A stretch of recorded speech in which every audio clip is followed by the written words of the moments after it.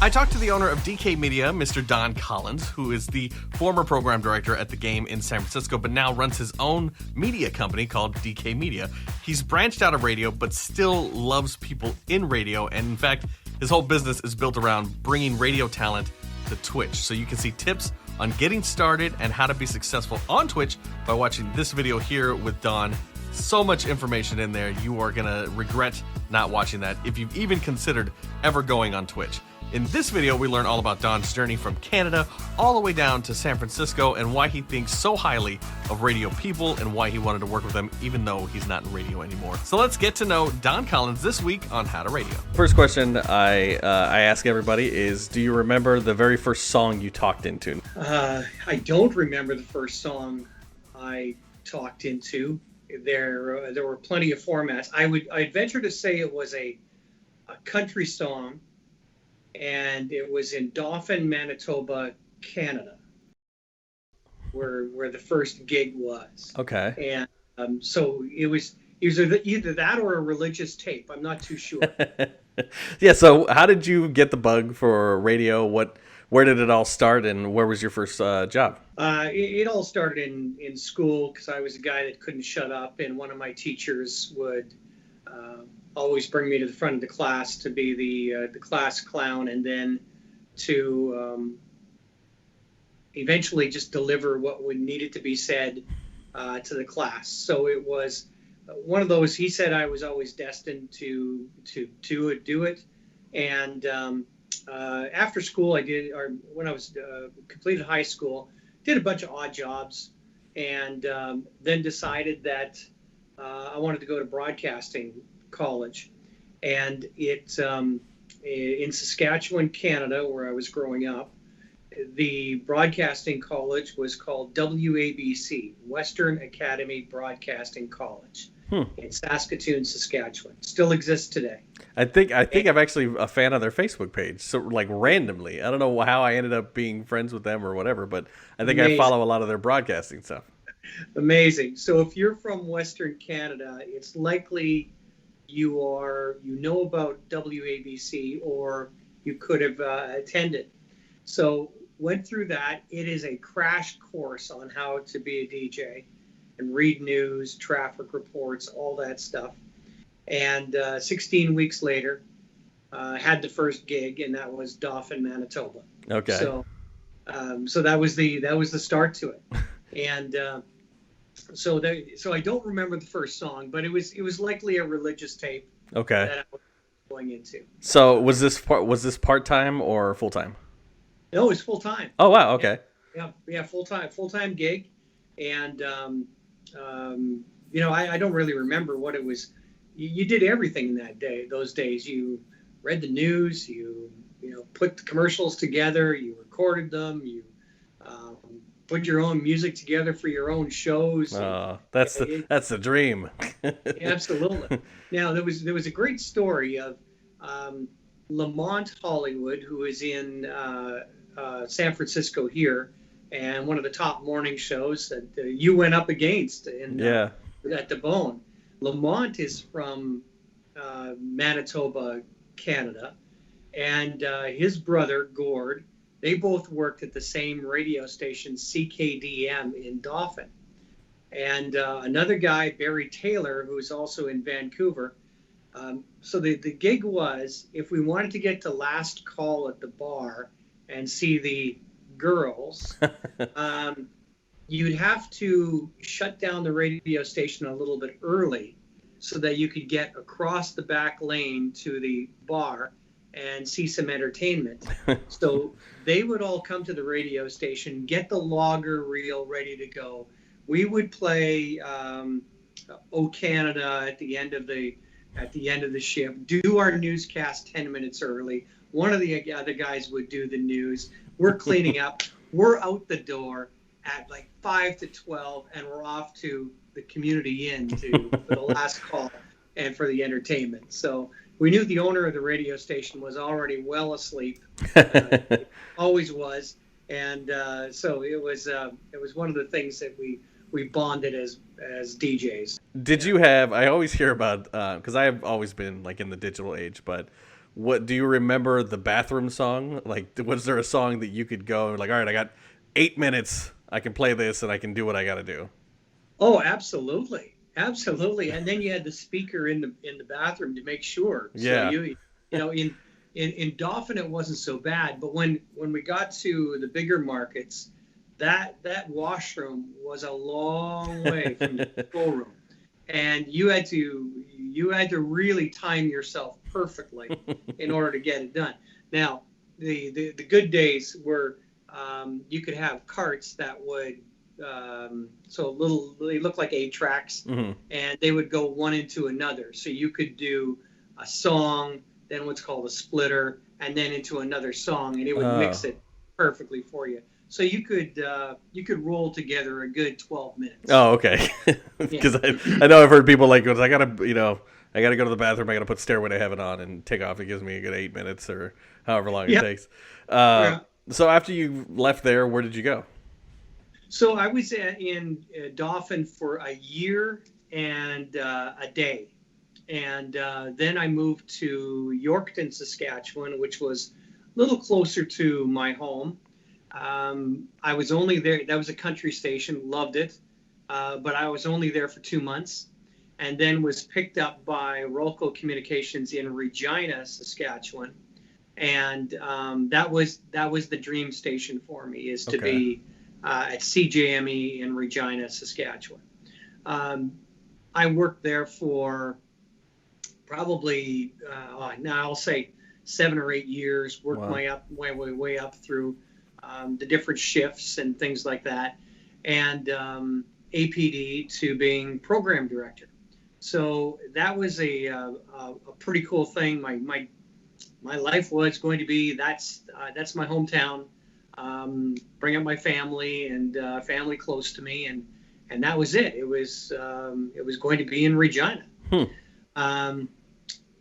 When you know it, the company buys radio stations on the other end of the country in Ottawa, Canada, the capital, and asked if I would go and run a radio station there called Energy 1200.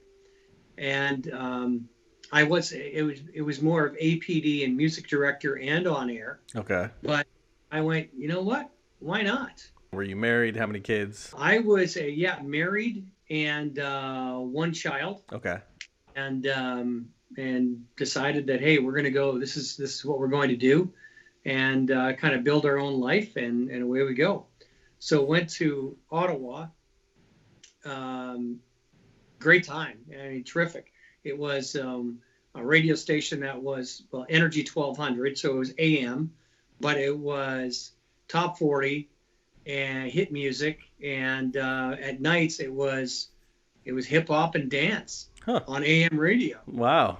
And at that point, we were expecting twins. Oh, wow. So we said, I asked the company, is there something back in Regina that could help, that I can be closer to family? I mean, we're going to have 3 little girls under 2 years old, and it just, Ottawa's not going to work for bringing up a family. Yeah. So the company said, yeah, absolutely. So moved us back to Regina. And from there, it was the idea was to change CJME, which had been a music station playing hit music for 40 years, and to change it to a news talk station. And the company sent me to LA to research Dr. Laura these radio stations of how to build a news talk station. And when I came back, they said, okay, let's start to get it in play. And they said, you're the morning man. So meanwhile, my longest break in my life was probably 2 minutes. Yeah. Now I have to go 4.5 hours. Oh, God. And so this is 2010, 9/11. Well, 9/11 was the end of my career. So Oh, interesting. this kind of puts the into perspective. We launched the station. We're doing really well.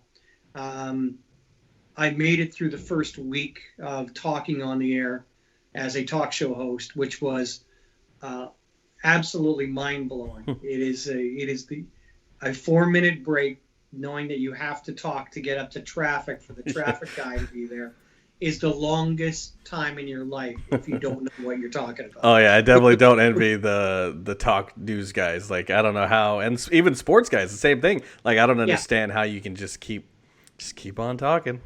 It is amazing, isn't it? So some of these guys have the gift. I did not have that gift. So I was faking it to get to a real morning man. We never did at that point. 9/11 hit, and it was the next day I was off the air. It was just that's in order to run everything from behind the scenes and keep control of the station and help out meant that I had to come off air. So when did you go from Canada? Well, okay. Well, what happened next after? So you're running these stations. You've got the family. You got the twins. How do you end up in San Francisco? Yeah, it's another stop yet. I went back across Canada to join Rogers Communications in Kitchener, Waterloo, just outside of Toronto, and they wanted to put together a news talk station. They knew what we were doing in Regina, so they hired me. And back again, went across Canada again with all these kids in tow. We were doing a little bit better now, and so we ended up in Kitchener, Waterloo, and put the radio station together, doing really well. And then the sports program director, Nelson Millman, was moving over to the television side of Rogers Sports, and they asked me to go to Toronto and run the sports station, which was Fan 590 in Toronto. Okay. The biggest sports station in the country. And so, hey, why not? So did you have a lot of sports background at that? Not obviously, well, from what you've told me, no sports, like you haven't run a sports station before, but did you have a sports background? I played hockey. Oh, okay. Well, yeah, well, you're Canadian. I assume that's like mandatory. That is, yes. Mandatory. You have to play in the rink. No, but I was a sports news talk guy, and okay. I didn't.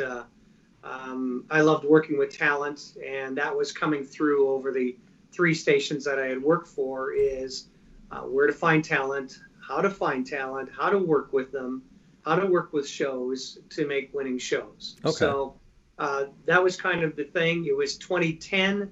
The Olympics were happening in Vancouver.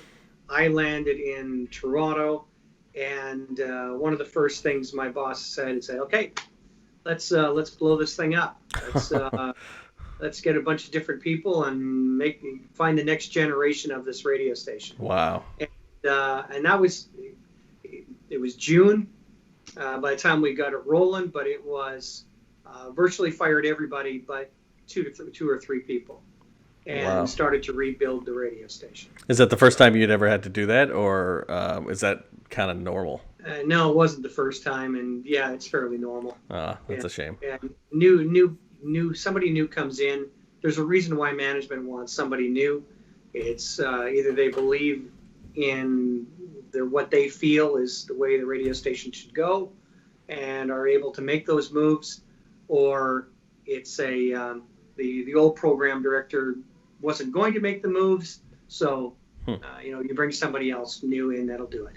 Well, since I got you here, how do you stay employed when that happens? Like, how if I am I doing mornings and I get a new PD? Like, do you have any tips on how to stay employed when the new PD comes in? No, I don't.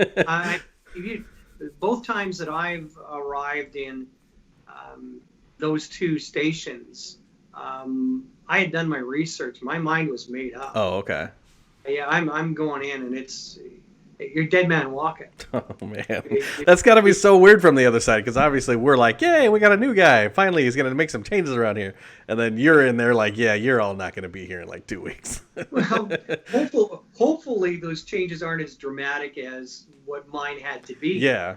And when I came to San Francisco, it wasn't bad. I mean, it was building on what had already been there, and moving the chains forward. So it's so anyway, in Toronto, got headhunted to come to Intercom and San Francisco. Oh, okay. So made that big move, and it didn't last as long as I wanted it to be. It was just over 2 years. We got a chance to work down the hall from each other for a little while, which was great. And but the Intercom world was not interested in, I guess, in making big changes, and nor was I. There was a couple midday shows that we changed around a little bit, but nothing too much. How did you get into doing what you're doing now? I could see where radio was going, and it seemed to be, to me, less and less of an audience for radio. The audio form was, to me, becoming dull, boring, and unattractive to work in. And however, I loved the people I worked with. Yeah. I love working with talent. I love working with troubled talent. I love working with just absolute insane talent. The guys that are, on the fence and screaming all the time. I dig those kind of guys, and I love it. So started my own company, and I went to TwitchCon in San Jose, and I met up with some people at Twitch, and I met up with another company that was putting together channels for people at Twitch. However, the Twitch wanted to have more talent and personalities on besides gamers, and these guys had all the ability to sign people up, but they didn't have a black book of people to sign up. So I said, okay, well, I'll take a cut, and I'll bring you people. And they went, okay, cool. So this was like September 2 years ago. And so came back home, started, doing my research and what Twitch is and how these channels work and who was already on. And then started making a couple calls. And sure enough, the first 4 people, yeah, where do we sign up? Never heard of this thing before. Yeah. And I went, you know what? There's something here. So everything's flying along nicely till December, and we have I have about 10 or 12 channels that are in the works and getting started. And this company just has an internal feud, and I can't get a hold of anybody, can't find anybody. They're gone. Huh. And I guess I hadn't been paying the people that were building their channels. And finally I got a hold of a guy, and I said, look, okay, let me have my people back. I want their contracts, and I'll do my own. I'll do my own thing. You guys get lost. Yeah. And so started my own company, and DK Media, and then started doing everything on my own. And I hired 2 young cats that build channels for me and are the technical gurus. And I just pay them a normal hourly wage, and away we go. So when I have a new channel that's ready to go today, I signed up a new channel today, introduce them to the tech guys. Tech guys will take care of building their landing page, getting them all set up. I've got the contract in order. Bam, we're good to go. Is there a way for us as radio talent to make it benefit Intercom and not solely ourselves? Because I feel like you would get a little more backing financially if we could make it beneficial to them. Absolutely. In fact, I worked with several radio companies that the companies have signed on with the blessing of and the integration of the talent. Okay. So when subscriptions to a channel or bits as they come through, is subscriptions go to the station and the talent get to split the bits. And you can bring in several $1,000s in bits in a month, which is pretty nice for the talent to, put that in their jeans. So we there's different arrangements, and we have the deals range from splitting the subs to splitting the bits completely, or one or the other, and also talent splitting in on revenue coming into the channel because it's different. Yeah. Right. There's if you're doing product placement on the channel and you have Coke or Red Bull as your drink of choice in the morning, then they're going to pay now to be on that screen and you to talk about them while there's a song playing. So you could be talking about Red Bull and your audience in radio doesn't have a notion about what's going on. Yeah. Yet you just made the company, $1,500. Well, we are going to get as much into Twitch as we can in the next video. So we're going to keep talking about Don. We're going to sidebar this because now we're getting very into, this is going to be good stuff for the other video. So we're going to talk about that in this video here. Make sure you click that link to go and watch that. For now, Don, you've got San Francisco. You've got this new company. What is the next step for you? Do you have a dream? Have you fulfilled all the things you've wanted to do in radio? I think the radio bug will never leave. And there will always be part of me that loves that in the studio, in that building type thing. The new world after COVID may mean there aren't those such things as studios anymore. So maybe I'm not missing out on a thing.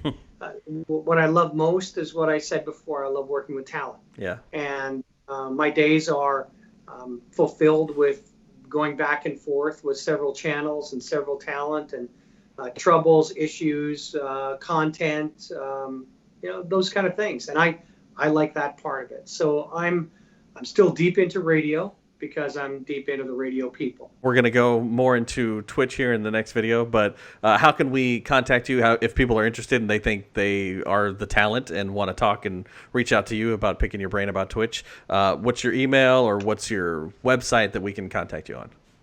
The website is way too long and I can't remember the name of it, but the easy for an email, it's doncollins@gmail.com, and it's Collins with a K. So DonKollins@gmail.com. Easy as pie. Perfect. Well, thank you, sir, for taking the time to chat with me. Hey, love it being here.